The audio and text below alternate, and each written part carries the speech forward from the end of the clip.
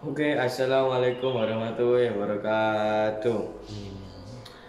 Alhamdulillahirabbil alamin wassalatu wassalamu ala asyrafil anbiya'i wal mursalin wa ala alihi washabihi ajmain amma ba'du.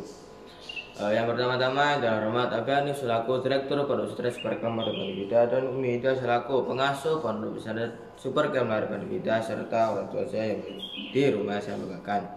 Dan langsung saja pada kali ini saya akan mempresentasikan yaitu mata pelajaran kimia, yaitu tentang bab yang pertama, yaitu tentang hakikat ilmu kimia, bidang keilmuan, peranan ilmu kimia, metode ilmiah, penggolongan materi, dan bekerja di laboratorium. Yang pertama adalah hakikat ilmu kimia. Hakikat ilmu kimia adalah yaitu dibagi menjadi 5. Yang pertama adalah kimia organik. Kimia organik itu adalah mengkaji atau struktur untuk komposisi, reaksi, dan sintetis senyawa organik, yaitu hidrokarbon dan dan turunannya. Kemudian yang kedua yaitu adalah kimia anorganik. Kimia anorganik yaitu adalah mengkaji struktur, komposisi, dan sintetis senyawa anorganik seperti garam, mineral, logam, serta senyawa organik lainnya. Yang ketiga yaitu adalah analitik. Yang ketiga analitik yaitu adalah analitik. Kimia analitik yaitu mengkaji cara mengidentifikasi jenis zat penyusun suatu bahan serta menemukan jumlahnya. Yang keempat yaitu adalah kimia fisik, yaitu kimia fisik adalah mengkaji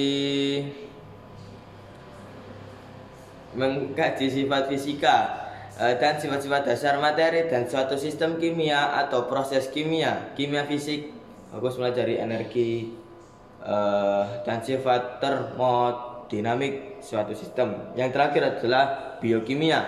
Biokimia yaitu adalah mengkaji ilmu kimia yang berkaitan dengan biologi, khususnya sifat dan komposisi senyawa dalam makhluk hidup serta hasil perubahannya. Kemudian yang kedua yaitu adalah dalam bidang-bidang keilmuan atau peranan ilmu kimia, yaitu ada 5 peranan dalam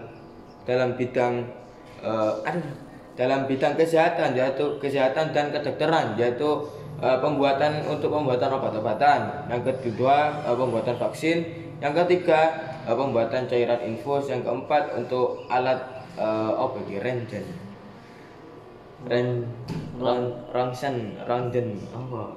röntgen.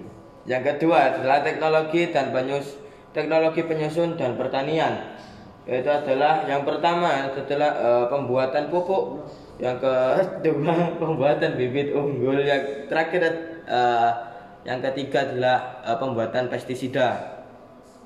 Kemudian yang ketiga adalah energi dan lingkungan. Energi dan lingkungan yaitu adalah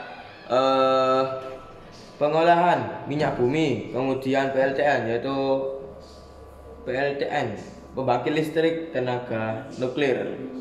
Dan yang ketiga yaitu pembuatan sel surya. Kemudian yang keempat adalah dalam bidang geologi, yaitu untuk menentukan sisa-sisa fosil. Kemudian yang terakhir adalah hukum, yaitu untuk tes DNA. Untuk tes DNA pelaku kejahatan atau uji forensik. Kemudian yang ketiga yaitu adalah metode ilmiah. Metode ilmiah yaitu adalah melakukan identifikasi masalah, yaitu masalah dapat ditemukan tanpa sengaja maupun dari pengamatan terhadap gejala-gejala fenomena di alam atau di sekitar kita lah. Kemudian yang kedua adalah mengumpulkan informasi. Mengumpulkan informasi itu adalah untuk mendapatkan jawaban dari permasalahan yang telah diproses untuk dilakukan pengumpulan informasi dari berbagai sumber baik maupun teori-teori yang lainnya. Kemudian yang ketiga, merumuskan hipotesis. Merumuskan hipotesis, yaitu adalah data-data yang telah diproses. Data-data yang telah diproses digenerasikan sehingga menimbulkan dugaan-dugaan sementara. Terus yang keempat adalah menguji hipotesis. Menguji hipotesis setepat mungkin dilakukan dengan cara mengumpulkan data-data baru. Yang kelima yaitu adalah mengolah dan menganalisis data, yaitu dianalisis baik secara kuantitatif berupa angka-angka maupun secara kualitatif, yaitu informasi. Yang terakhir adalah menarik kesimpulan, yaitu menarik kesimpulan dirumuskan berdasarkan analisis data dan apa yang telah ditemukan. Kemudian yang terakhir adalah penggolongan materi.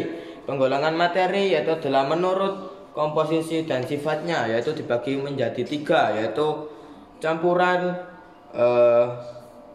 senyawa dan unsur. Kemudian yang kedua yaitu adalah ada partikel dasar dalam penyusun materi, yaitu dibagi menjadi 3 juga, yaitu yang pertama atom, yang kedua molekul, yang ketiga ion. Dan oke, cukup sekian dari pada siang hari ini. Mohon maaf apabila ada salah kata, mohon dimaafkan. Wassalamualaikum warahmatullahi wabarakatuh.